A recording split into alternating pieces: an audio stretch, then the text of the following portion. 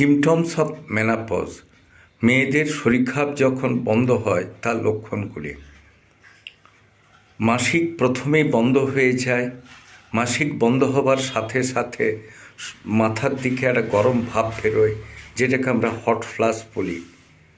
অত্যন্ত গরম বোধ করার ফলে গায়ে জামা কাপড় রাখতে পারে না, কোমরে টাইট ব্যান্ড পরতে পারে না, দ্যাট মিনস সায়ার দড়ি টাইট করে বাঁধতে পারে না।